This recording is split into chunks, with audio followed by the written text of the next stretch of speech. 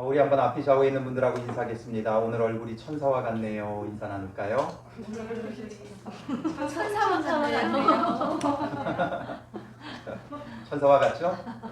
오늘 마지막 말씀에 그 얼굴이 천사의 얼굴과 같더라 이렇게 되어 있죠.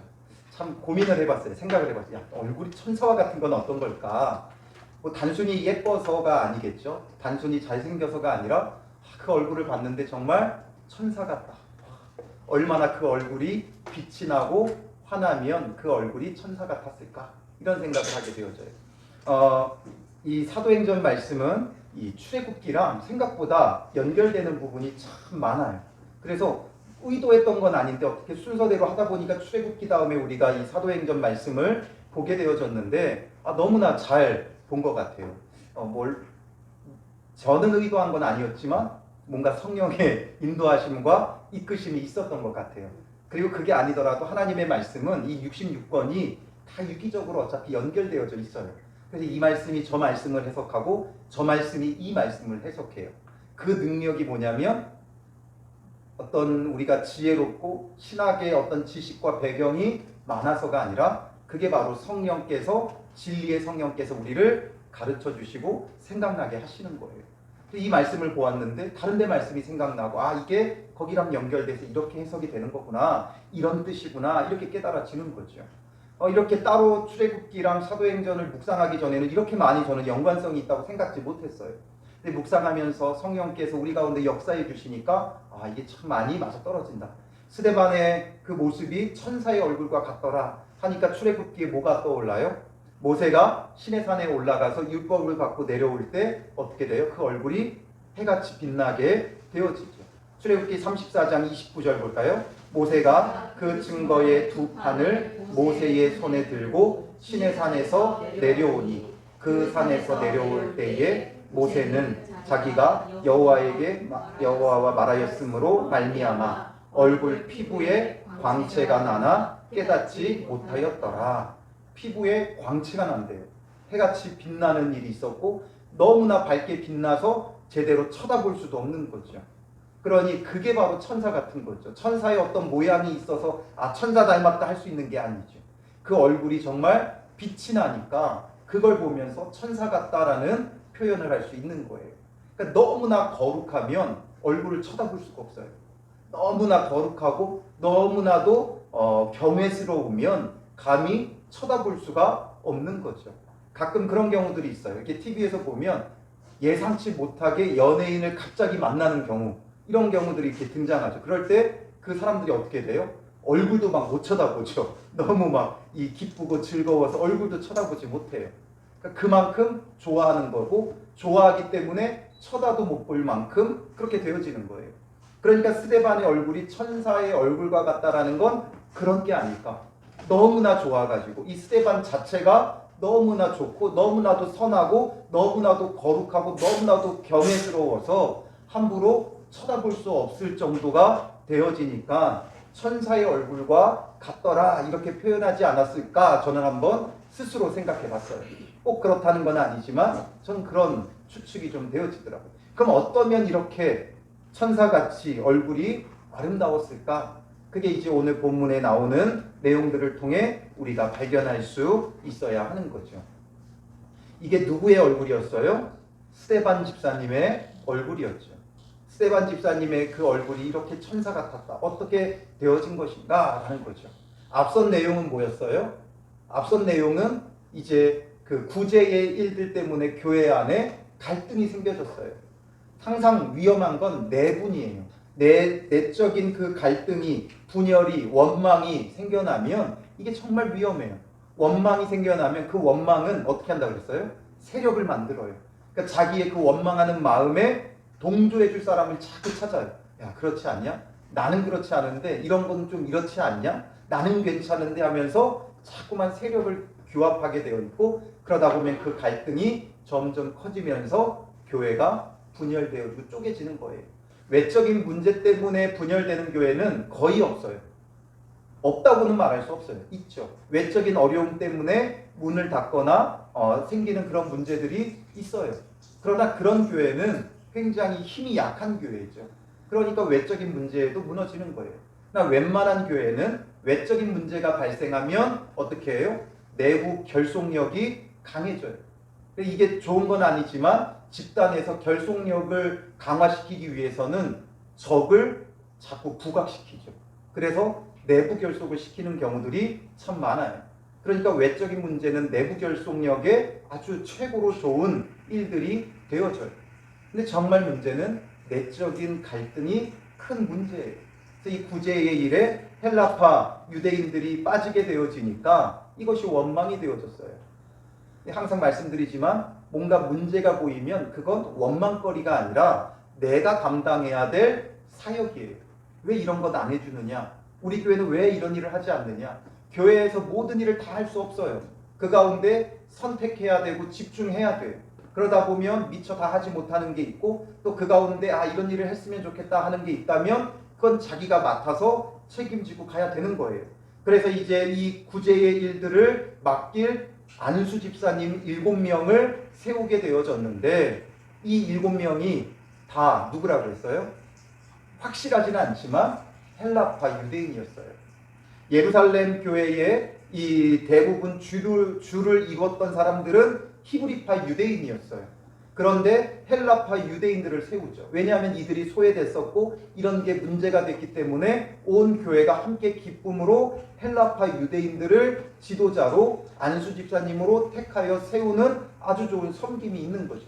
야, 너네는 소수니까 너네는 좀 빠져 있어. 우리가 알아서 잘 할게. 이런 게 아니죠. 아무리 소수라도 그들이 해야 될 일들이 있기 때문에 그들의 눈에 이 구제의 일의 문제가 되어졌기 때문에 이게 그들에게 있는 사명이고 사역인 거예요.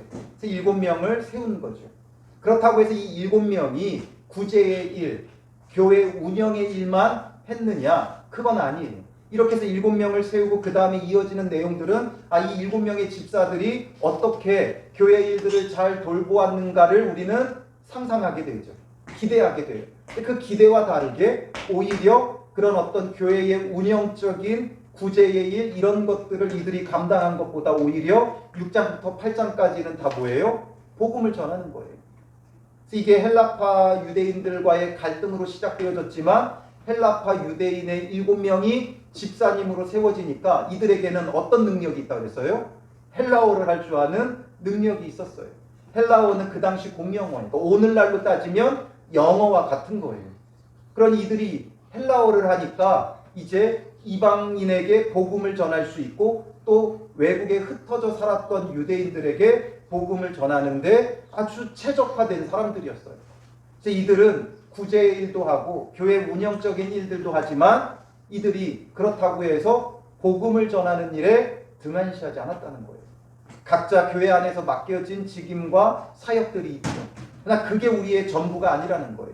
그것도 우리가 감당하지만 우리의 정말 주된 사역은 예수 그리스도의 증인이 되어지는 거예요. 그래서 오늘 본문의 8절에 보면 스데반이 어떻게 해요? 은혜와 권능이 충만하여 큰 기사와 표적을 민간에 행하니. 이건 누구의 모습이었어요? 사도들의 모습이었죠.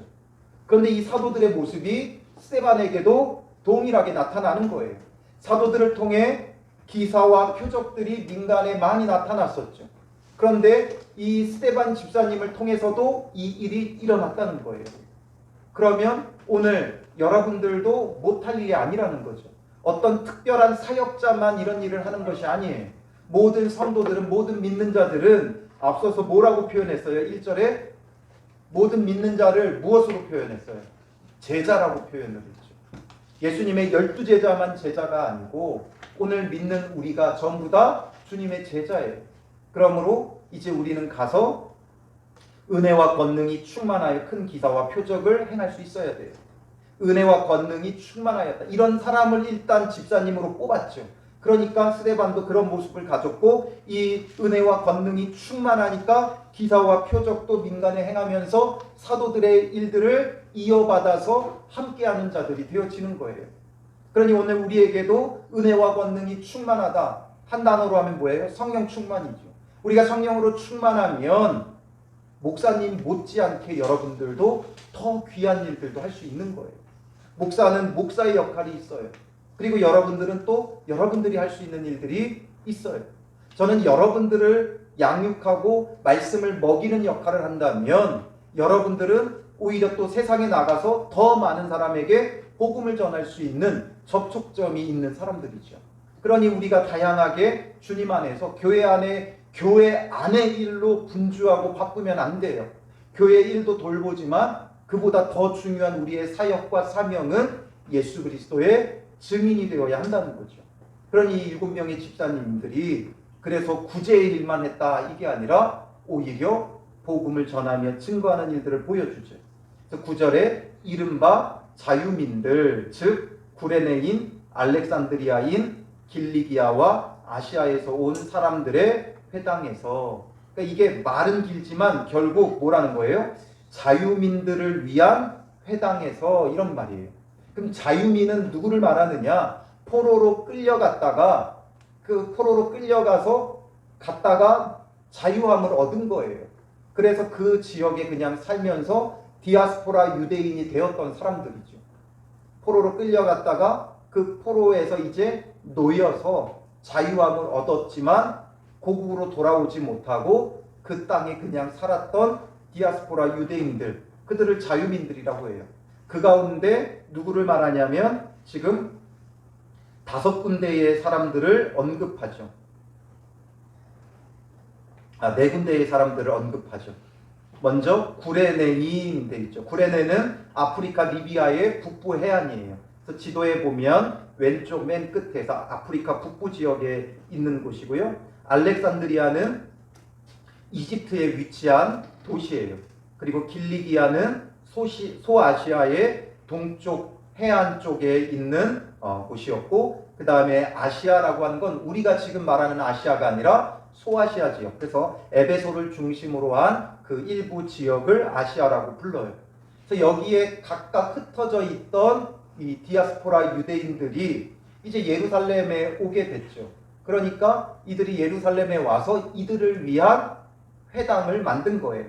그 회당이 이 당시에 몇 개나 있었냐면 약 480개 정도가 예루살렘에 있었대요. 회당. 이들은 가는 곳마다 회당을 짓죠. 우리는 가는 곳마다 교회를 세우듯이 유대인들은 가는 곳마다 회당을 세웠어요. 근데 이 회당이 예루살렘에만 약 480개, 여러 가지 공동체로 모이게 되니까 이런 회당들이 많이 있었어요. 그 가운데 상당수는 이 디아스포라 유대인을 위한 회당들이었다라는 거죠. 그래서 그들이 왔지만 이들은 언어가 뭐예요? 주로 헬라어를 쓰는 사람들이에요.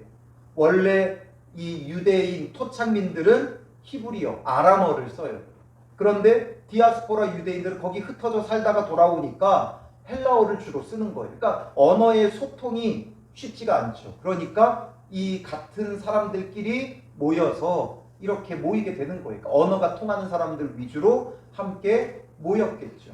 그래서 유대인들, 히브리어를 사용하는 유대인들, 헬라어를 사용하는 유대인들 이렇게 모이는데, 특별히 이 회당은 구레네인, 알렉산드라인, 길리기아와 아시아에서 온 사람들이 모이는 회당이었어요. 그 회당에 스데반이 들어간 거죠.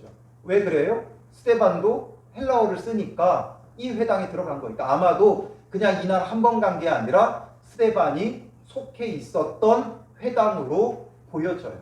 그래서 늘 갔던 대로 이 회당에 가게 되어졌고, 그 회당에 갔으니까 스데반이 당연히 뭐 했겠어요? 복음을 전했겠죠. 그 복음을 전하다 보니까 어떤 문제가 생겨요? 9절 뒷부분에 보면 어떤 자들이 일어나 스데반과 더불어 논쟁할세, 논쟁이 벌어진 거죠.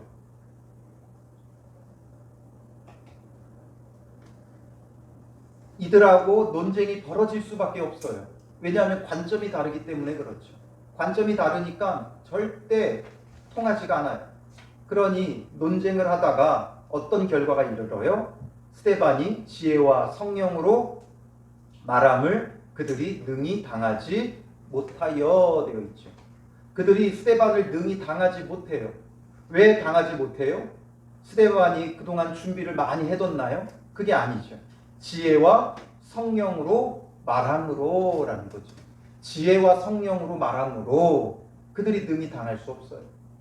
이게 바로 성령 충만한 자들, 하나님이 주시는 지혜도 있고 성령의 능력이 있으니까 절대 당할 수가 없는 그런 모습을 보여주죠. 이게 그냥 되어지는 것이 아니죠. 이건 마가복음 13장 9절에서 11절에 이미 예수님께서 예언하셨던 거예요. 마지막 때에 벌어질 일들을 말하면서 마가복음 13장 9절 같이 읽어볼까요? 너희는 스스로 조심하라. 사람들이 너희를 공회에 넘겨주겠고 너희를 회당에서 매질하겠으며 나로 말미암아 너희가 권력자들과 임금들 앞에 서리니 이는 그들에게 증거가 되려 함이라. 이렇게 넘겨주고 사람들 앞에 매질당하고 세워질 것을 말씀하셨어요. 그러나 더 중요한 건 뭐예요? 마가복음 13장 11절이죠. 같이 읽겠습니다. 사람들이 너희를 끌어다가 넘겨줄 때에 무슨 말을 할까 미리 염려하지 말고 무엇이든지 그때에 너희에게 주시는 그 말을 하라. 말하는 이는 너희가 아니요 성령이시니라. 아멘. 무슨 말을 할까 미리 염려하지 말고 되어 있죠. 항상 우리는 무슨 말을 해야 되나 염려하죠. 사람들 앞에 선다는 것 자체가 두렵고 떨리는 일이고 선다고 하면 몇 날 며칠을 고민하며 무슨 말을 해야 될까 우리는 하게 되어져 있어요. 긴장하고 떨리고 걱정이 되죠. 그리고 앞에 서서 뭔가를 이야기하면 무슨 말을 했는지도 몰라요. 나중에 보면 무슨 말을 했는지도 모를 정도가 되어지죠.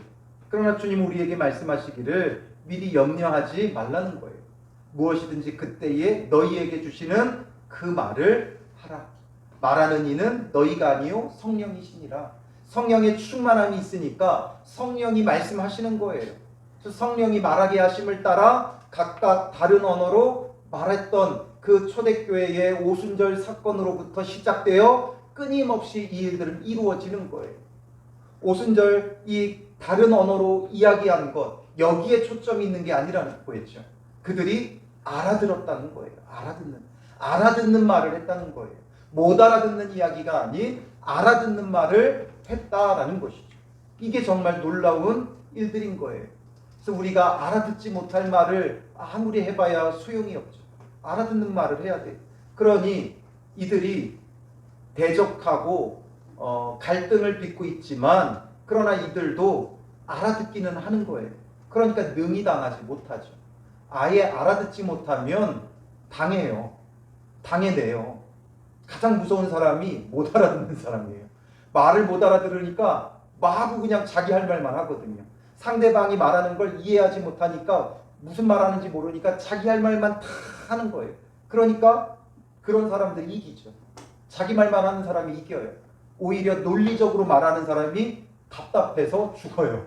그러니까 지금 이렇게 말할 때 이들이 당하지 못한다는 건 무슨 말하는지를 알아듣는다는 거예요. 그러나 그것을 받아들일 마음이 없는 거죠.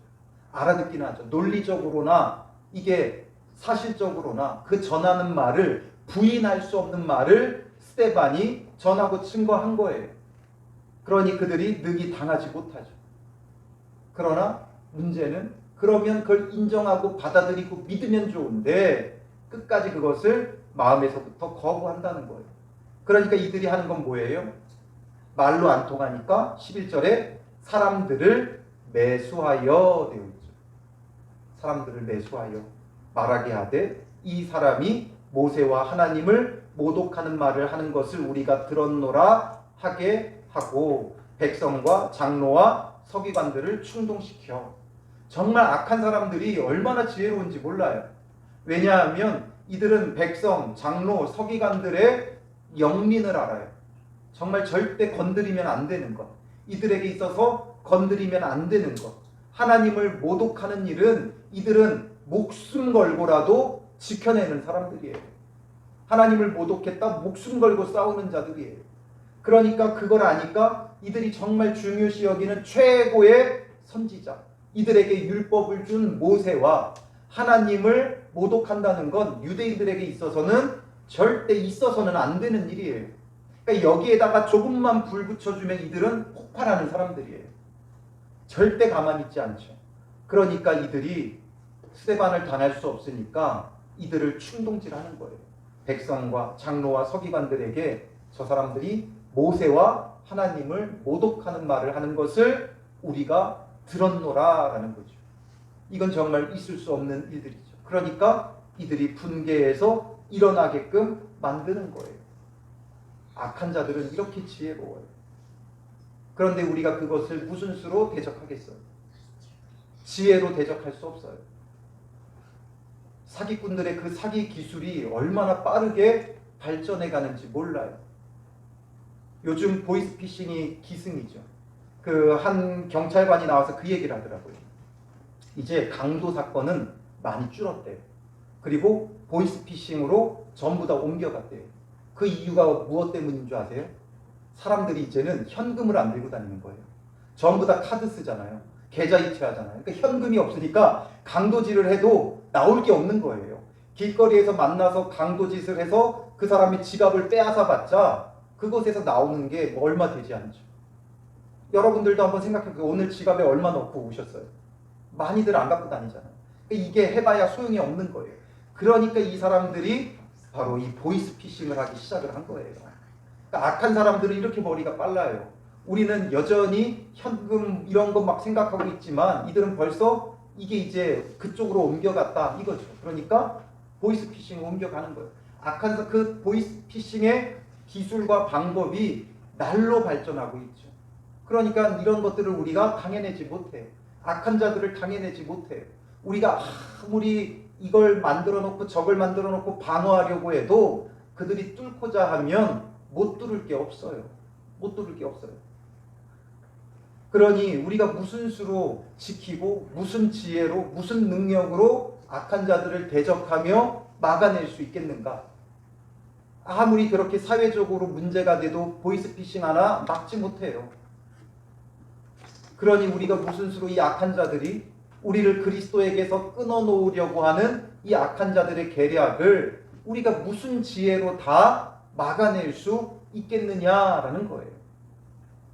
우리 교회가 속해 있는 총회에서 얼마 전에 총회장 지시로 미디어 대응팀을 이렇게 만든다고 했던 적이 있어요. 왜냐하면 반기독교적인 이런 이제 미디어의 그런 방송들 그리고 또 댓글들 이런 거에 대해 우리가 너무 손 놓고 있으니까 지혜롭게 대처하자는 거죠. 근데 과연 그게 대처가 되냐라는 거예요. 악한 사람들, 반기독교 운동을 하는 사람들 그들을 막아내고 당해낼 재간이 없어요. 그러니까 우리가 이 가운데 유일하게 방법이 있다면 성령의 충만함이에요. 교회가 성령으로 충만하면 초대교회 어땠어요? 백성들이 칭송하죠.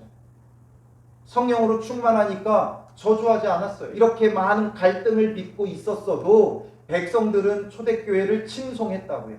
왜냐하면 그들이 행하는 선한 일들, 성령의 충만함 가운데 행하는 선한 일들이 너무 많기 때문에 사람들이 칭송했지 비난하거나 이러지 않았다는 거예요.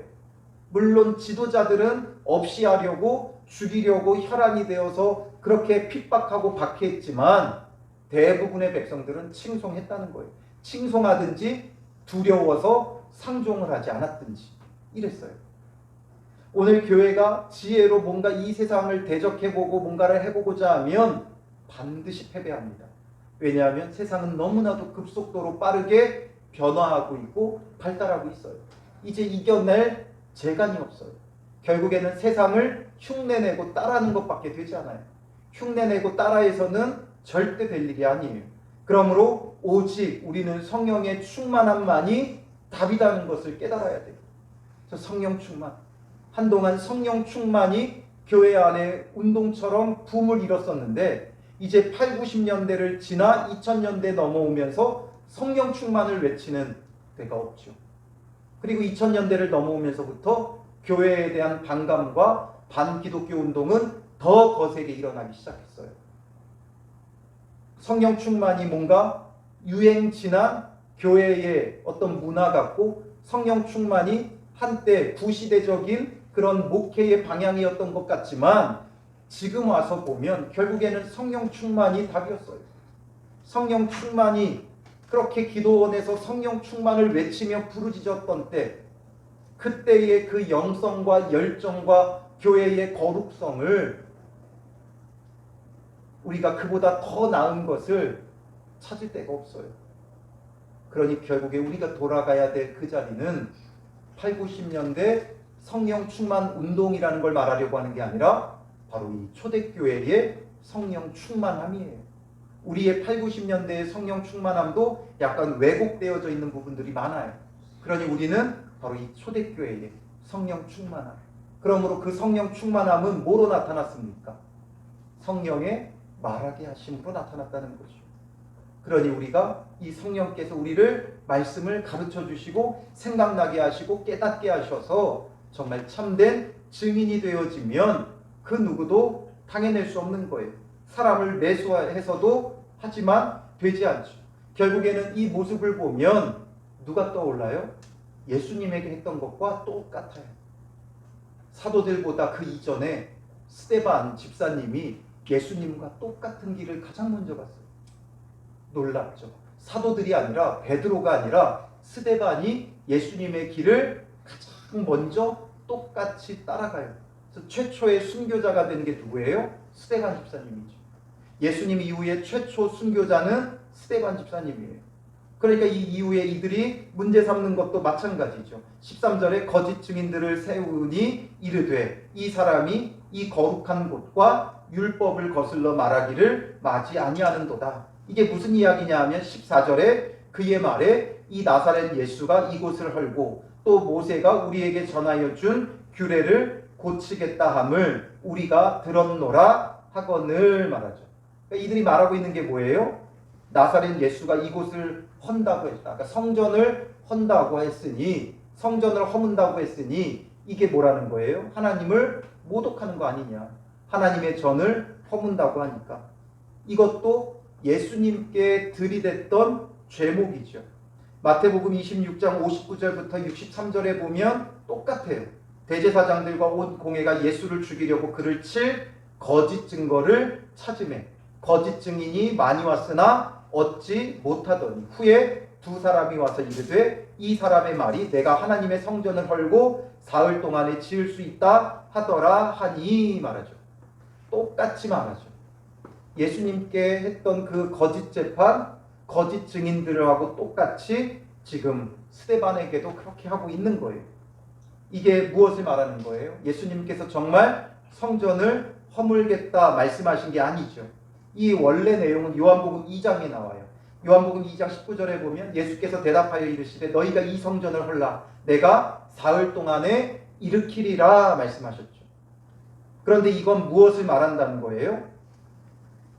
46년 동안 지은 헤롯 성전을 말하는 것이 아니라 요한복음 2장 21절에 그러나 예수는 성전된 자기 육체를 가리켜 말씀하신 것이라. 바로 예수님 자신을 말하는 거죠. 너희가 나를 죽여라. 그러면 내가 사흘 만에 부활할 것이다. 이걸 말하는 거예요. 성전을 헌다는 것도 예수님께서 헌다는 말을 한 건 아니죠.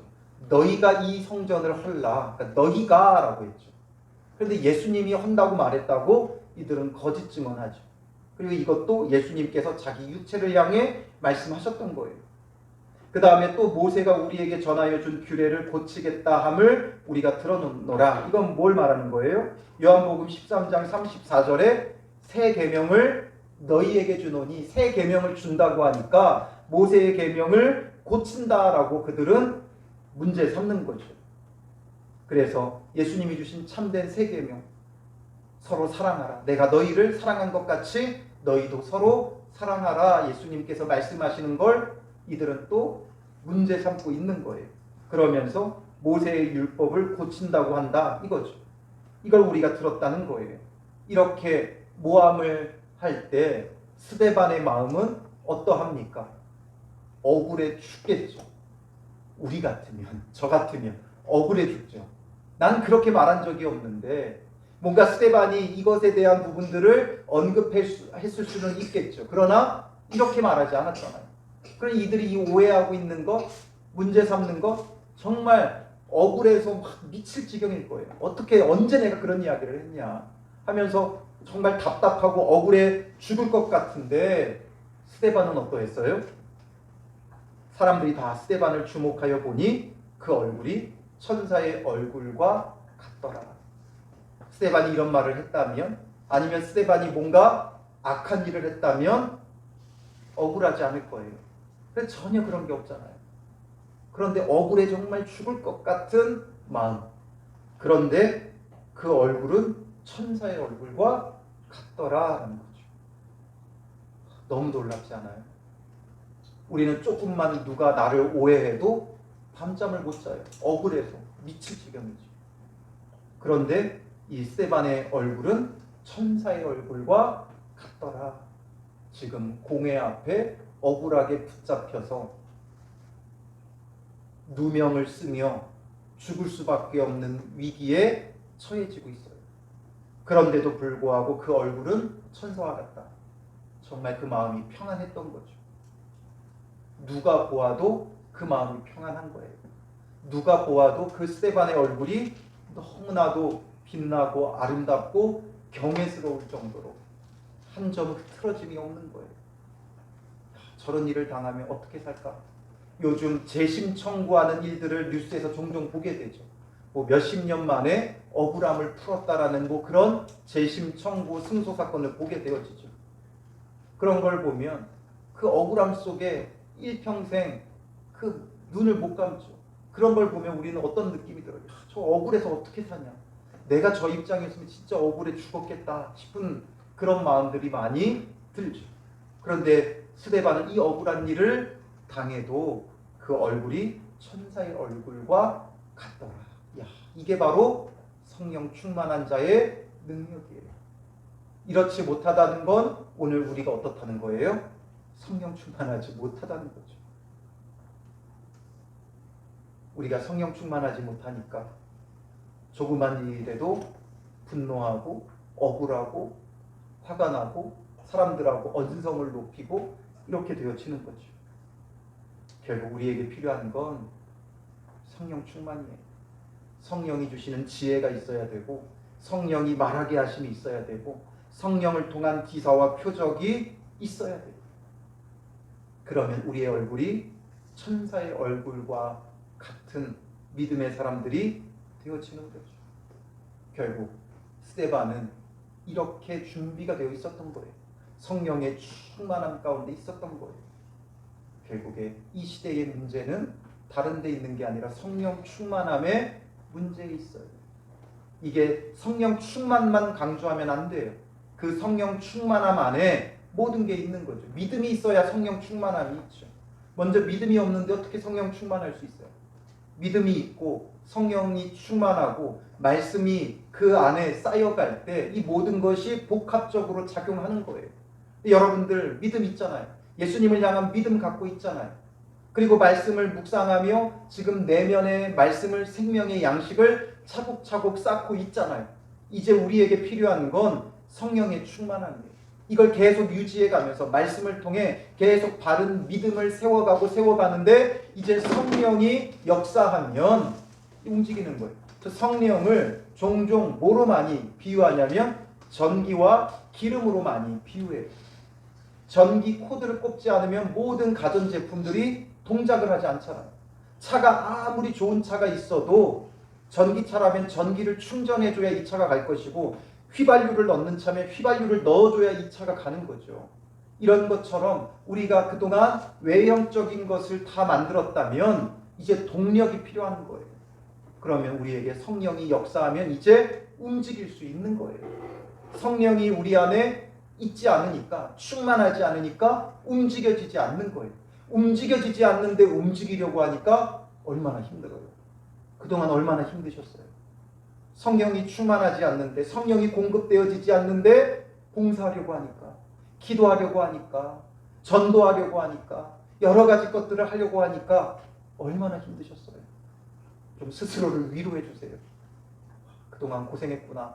이제는 고생 그만하라고 주님께서 우리를 사도행전으로 이끄신 거예요. 고생 그만하고 성령의 이끄심을 따라 이제는 이끌려와라, 따라와라 이거죠. 혼자 고생하지 말고 이제 성령의 도우심과 성령의 능력과 성령의 인도하심과 성령의 이끄심을 따라와라. 책망하지 마세요. 자책하지 마세요. 주님께서 우리를 위로하시는 거예요. 수고했다. 그동안 얼마나 고생했니? 이제는 내가 너를 돕겠다. 내가 너를 붙들겠다. 내가 너를 인도하겠다. 내가 너를 이끌겠다. 말씀하시는 거예요. 스데반이 그러했듯이 스데반이 성령에 충만하여 이 절체절명 위기의 순간에도 그 얼굴이 수심으로 가득한 게 아니라 조금도 그늘지지 않고 천사의 얼굴과 같았던 것처럼 오늘 우리도 그렇게 만들어 주시기 원하시는 주님이세요. 주님은 스데반만 그렇게 하시는 분이 아니에요. 저와 여러분들도 그렇게 하시는 분이에요. 오늘 우리가 이 밤에 함께 기도하고 돌아갈 때는 바로 천사의 얼굴과 같은 모습으로 돌아가기를 주님의 이름으로 축원합니다. 우리 시간 같이 기도하겠습니다. 마음이 상한 자를 고치시는 주님, 찬양으로 고백하고요. 기도할 때 말씀을 생각하면서 토로하세요. 주님, 힘듭니다. 내 힘으로 하려니까 너무 힘들어요. 말씀 보는 게, 기도하는 게, 예배하는 게, 사명 감당하는 게, 복음 전하는 게 너무 힘들고 지칩니다. 주님, 나를 위로하여 주시고 상한 나의 마음을 고쳐주시고 성령으로 채워주셔서 이제는 성령의 이끌림 바 되는 믿음의 사람 되게 하옵소서. 성령의 충만함이 이 시간 나를 이끌어 나의 기도에 입술이 열리게 하여 주시고 성령의 말하게 하심을 따라 주님 앞에 간구하며 기도하며 또한 우리 마음 가운데 성령으로부터 오는 참된 평안과 안식과 기쁨이 있게 하셔서 우리의 얼굴이 천사의 얼굴과 같게 되어지는 은혜를 이 시간 우리 가운데 부어주시옵소서. 성령의 충만함과 성령의 이끄심을 우리가 다시 한번 간절히 사모하고 기도하며 또 성령이 말하게 하심을 따라 자유롭게 기도하시기 바랍니다.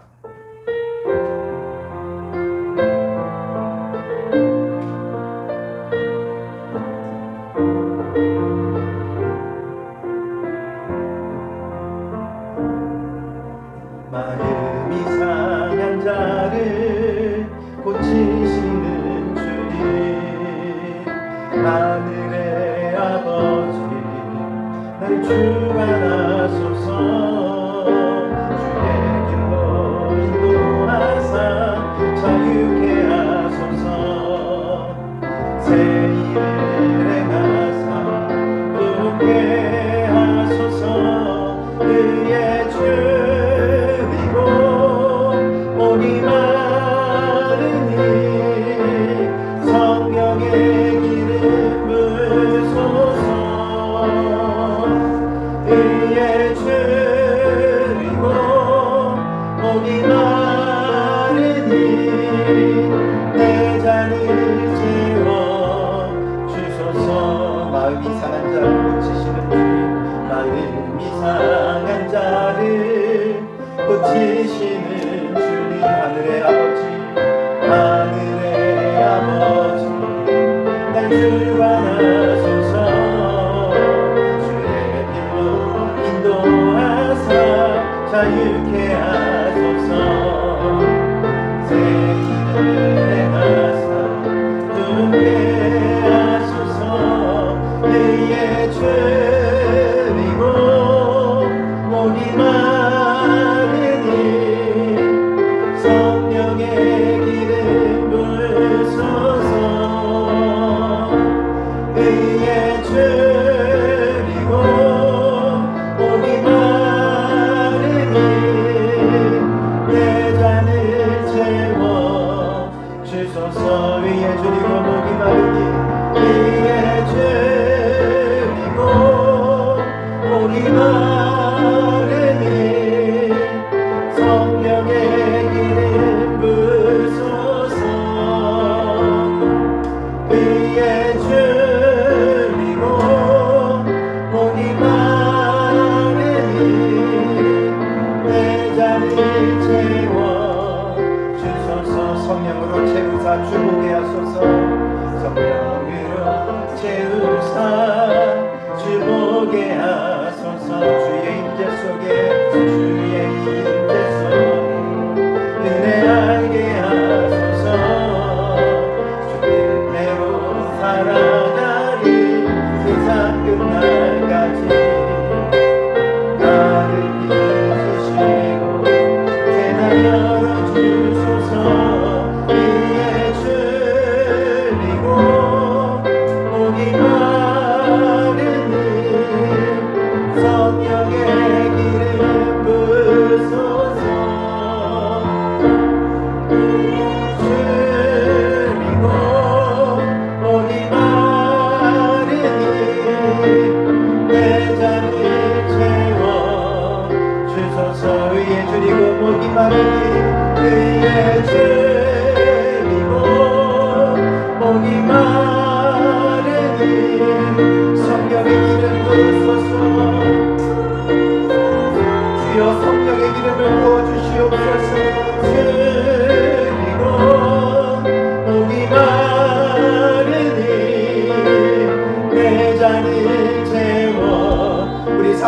마음으로 의에 줄이고 목이 마르니 예 줄이고 목이 마르니 성령의 길을 부소서 의에 줄이고 목이 마르니 내 잔을 채워주소서. 우리 시간 주여 세 번 크게 부르고 기도합니다. 주여 주여 주여. 살아계신 아버지 의에 줄이고 목이 마르니 이 시간 주님 나의 잔을 채워주시옵소서. 의에 줄이고 목 마른 나의 심령이 주를 찾고 주를 바라며 이 시간 주님 앞에 나아갑니다. 의에 줄이고 목이 마릅니다.